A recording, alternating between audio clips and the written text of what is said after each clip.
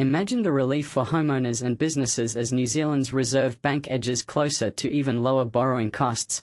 But will this be enough to kickstart a sluggish economy, or are we on the brink of deeper rate reductions? Experts across the board are betting that the Reserve Bank of New Zealand, RBNZ, will lower the official cash rate, OCR, by 25 basis points. That's 0.25%, for those new to this, at tomorrow's announcement, bringing it down to 2.25%. For beginners, the OCR is essentially the benchmark interest rate that the central bank sets to influence everything from mortgage payments to business loans, helping to control inflation and support economic growth when things slow down. Importantly, the bank is expected to signal that it's not done yet, keeping the possibility alive for additional cuts if economic data disappoints in the coming months. This upcoming Monetary Policy Statement, MPS, in November marks the final one for 2025 and wraps up the tenure of Acting Governor Christian Hawkesby, who will hand over the reins to Anna Breman starting in December.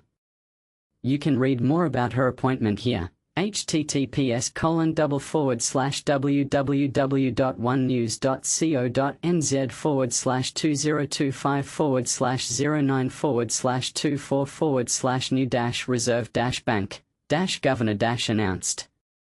It's a pivotal transition, as Breman's fresh perspective could shape the bank's direction in the new year. Right now, the OCR stands at 2.5%, a level reached after a more aggressive 50 basis point slash back in October, a move that caught many by surprise and was designed to provide a quick boost to a faltering recovery.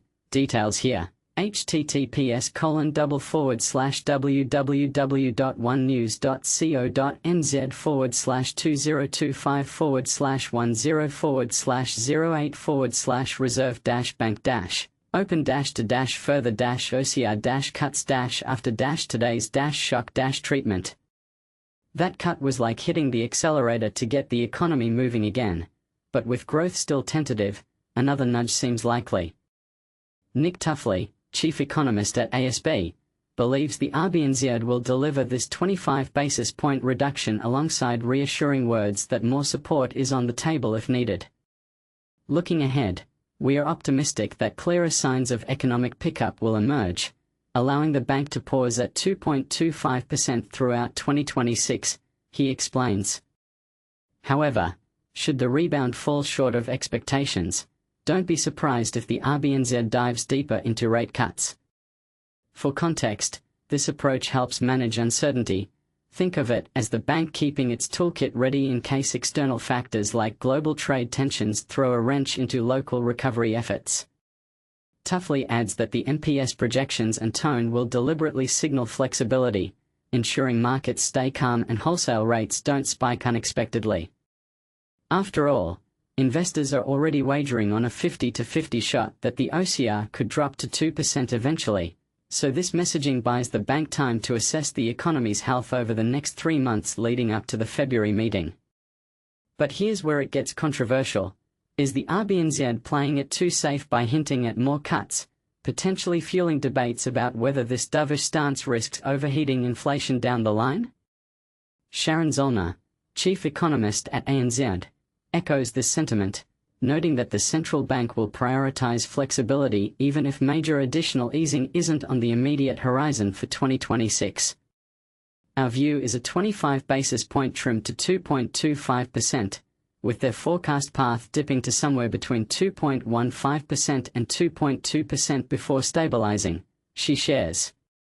She points out that barring some unforeseen global crisis, like a sudden spike in oil prices or trade wars escalating, further cuts next year aren't in the cards. Yet, Zollner argues it's smart politics and risk management to keep that door cracked open. Why? To prevent any abrupt tightening of financial conditions during the holiday season, when spending typically ramps up. This measured 25 basis point step, she says, strikes a balance that's both strategic and prudent, almost like a safety net for the economy's unpredictable twists. And this is the part most people miss. While the cuts sound straightforward, the real intrigue lies in how the bank balances optimism with caution. Over at BNZ, Chief Economist Mike Jones anticipates a 25 basis point cut delivered with a measured, watchful vibe. The RBNZ will make it clear they're open to another drop, perhaps as early as February 2026, he predicts. A projected low point around 2.15% in their rate track, Jones suggests, would demonstrate the bank's preparedness to step in again while showing a gentle bias toward easing, without committing to it outright. It's a nuanced signal, ready to act if green shoots of growth wilt, but hopeful they won't need to. Financial markets have mostly baked in this expected cut for tomorrow, so the spotlight will quickly shift to Anna Breman's debut meeting in February. Will early signs of economic improvement, like rising employment or consumer spending, convince the bank to hold steady, or will lingering weaknesses push for more action? For example, if household confidence remains low due to high living costs, that could tip the scales. What do you think? Is the RBNZ's strategy of keeping options open a wise hedge against uncertainty, or does it invite too much speculation and volatility? Should they commit to a firmer path instead? Share your thoughts in the comments below. I'd love to hear if you're rooting for more cuts or worried about the long-term implications.